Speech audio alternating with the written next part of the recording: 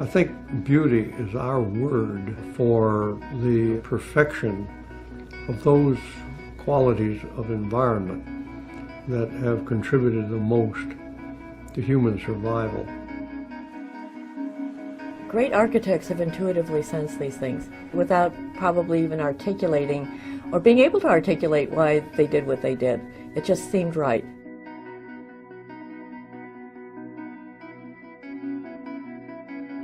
If you look at it in terms of its negative, if we're deprived of the opportunity to affiliate with nature, it also affects us.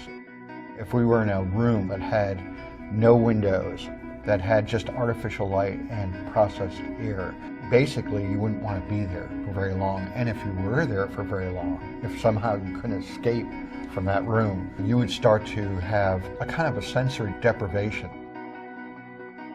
We tend to think of cities and nature as being these kind of polar opposites, when in fact we need to think about the concept of a city as being more like a garden, full of nature, bountiful.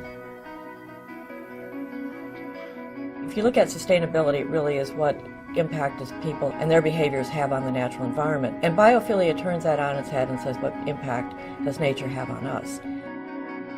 We grow as children by interacting with nature and learning about the world and ourselves, and when we cut that off, we are limiting a child's development.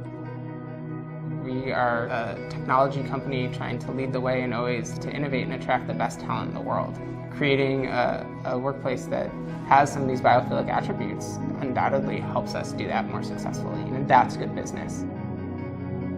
My message to architects would be that if they do their job well, then they really are partners with the doctors and the nurses who do the healing. Biophilic design is thus about creating good habitat for people in a modern built environment that satisfies their need for beneficial contact with the natural world. Environmental degradation and alienation from nature are not inevitable consequences of modern life, but rather failures in how we have deliberately chosen to design our buildings and our cities.